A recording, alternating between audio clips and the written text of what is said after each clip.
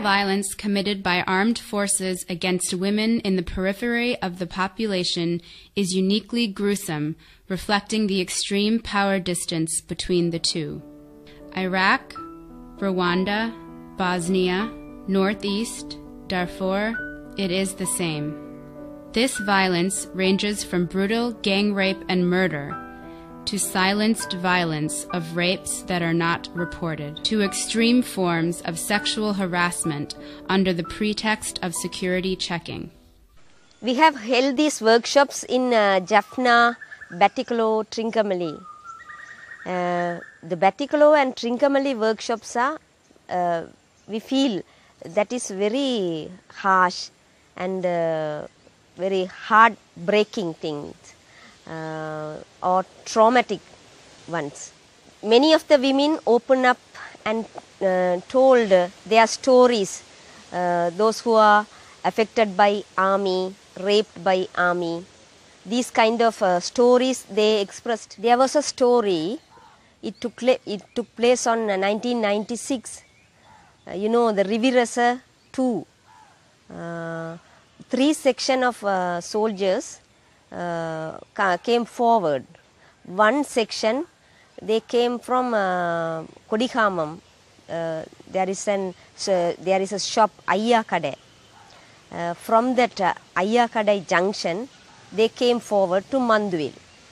Then they put up a camp there and put up a big bund.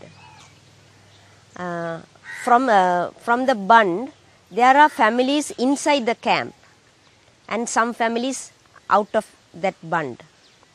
That inside the bund, one family with 3 women and an old man also in that family. One day the old man was not there. Some army people came to that house and tried to rape the women. At the time there was a child in that family. Suddenly that child screamed to see the army. One soldier took the child and he banged the child on the door. Suddenly that child died. And then the screaming sounds and the sounds, other men, 5 men came, civilians, came to that neighboring people, came to that spot. So the soldiers stabbed all the men and they raped the 3 women. One woman dead body they found. The other women clothes only they found. And still another woman still living. In Trincomalee we conduct a workshop in 1999 and she told a very frightened story that was took place in 1990 in Malai Mundal. Normally these people, when army soldiers coming, they will ran to the forest. One day they ran to the forest and when they return, people are talking and shouting near their house. There is a well there. Near the well, the people are shouting and talking. So this girl also went to that place and see there are bodies, dead bodies in that place. With that bodies, 3 women bodies also there. All the women's breasts were cut and placed in the well. One of the head is thrown into tamarind tree. The dead bodies, the women bodies were, all the places are, there are a lot of marks, bite marks, and they cut with the blade, and the vagina also lot of cut marks were there. So this when this girl see these things, her age is 11. So she is frightened. This may be happen to me one day. So this is the fright she has. Always she is talking about that. Women in Trincomalee and Batticaloa have many gruesome stories like this. These stories have not even been heard by the rest of the Tamil community, let alone the world. Then I worked as a medical officer in the government service in Vadamarachi. So I have seen a lot of women victims. They were committed sexually abused by the military personnel when they were alone in their house. In some instance, they were raped by military personnel in front of their old people, especially grandmother, or in one case in front of their mother, in front of her mother. Sarah Thambal was raped and murdered in December 1999 in her home near the Kannahi Amman Temple in Pungaruthivu in Jaffna. Sri Lankan Navy camps were set up around this temple. Her naked body was found far from her home. Her father committed suicide, unable to live with the burden of his daughter's fate. 21-year-old Ida Hamalita was a former member of the LTTE who left the movement and was living with her mother in Mennar. She was raped and shot dead by Sri Lankan soldiers in July 1999. The doctor who carried out the post-mortem said in his testimony that Ida had been raped and shot in her genitals. Despite strong evidence by witnesses that implicated 7 soldiers and a policeman, the court case has been stalled. Most cases of rape and murder do not reach the court. A few that did, like the trial of Ida Hamalita's, has dragged out for years, only to be forgotten. Krishanti's rape and murder in 1997 was the one and only court case that was taken to completion. Krishanti was gang raped and killed by 11 members of the Sri Lankan Armed Forces after she disappeared from a military checkpoint in Jaffna. When her mother went to the military camp looking for her daughter, she too was murdered. A neighbor who followed, looking for the mother, was also murdered. The 3 bodies were dug up after Krishanti's family pursued the case relentlessly in Colombo, and a trial was held. This case concluded with the conviction of 2 low-ranking soldiers. Ironically, one of these soldiers spilled the beans, saying that his superiors have committed this and many other similar crimes. This was never followed up. Rape crimes where the woman survives are silenced crimes. Thousands of rapes by the Sri Lankan Armed Forces remain a secret within the woman. In many cases, suicide of the victim follows. The problems faced by women victims are 2 main faults. One is physiological trauma, other one is psychological trauma. Again, the physiological trauma, it has 2 aspects. One is contracting sexually transmitted diseases.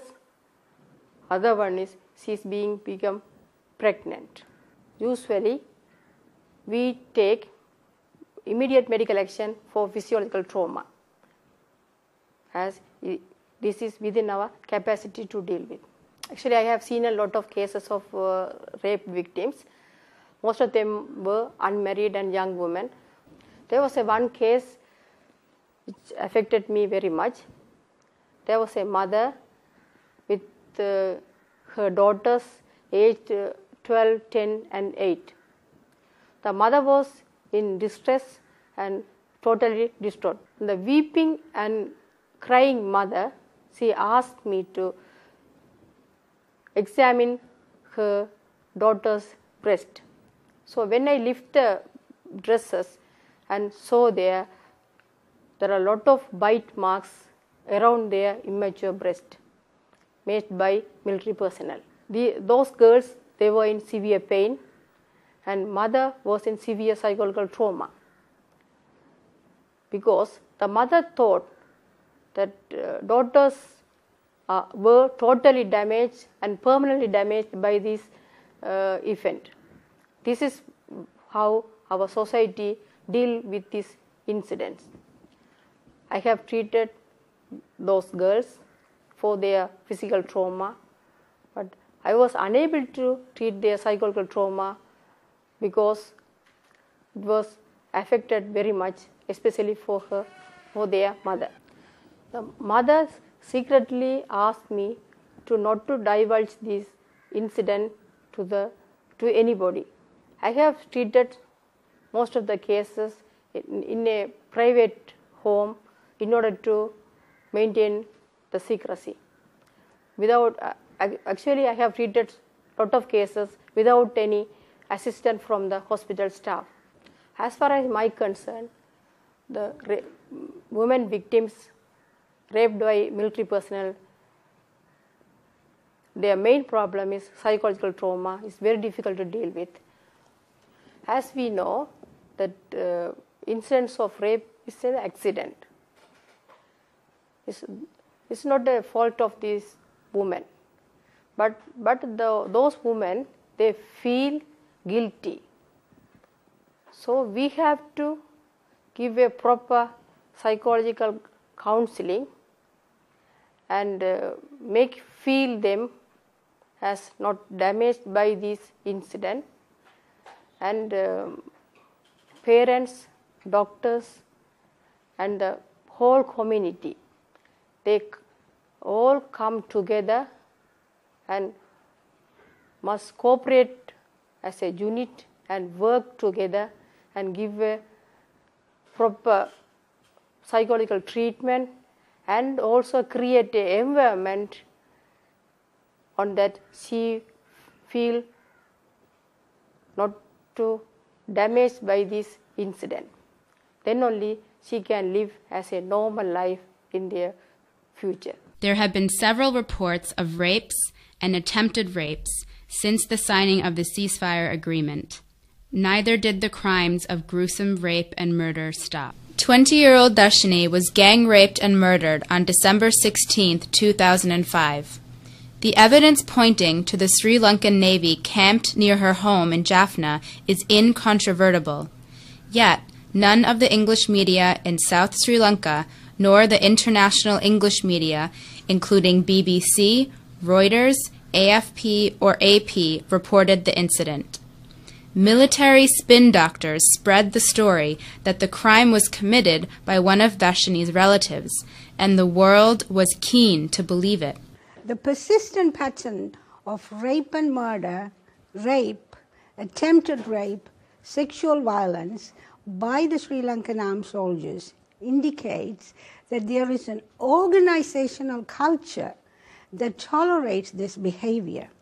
Some indicators are that the Sri Lankan armed forces are able to select vulnerable women whose families have neither the resources nor the skills to take up their cases in Colombo and then at the international forums.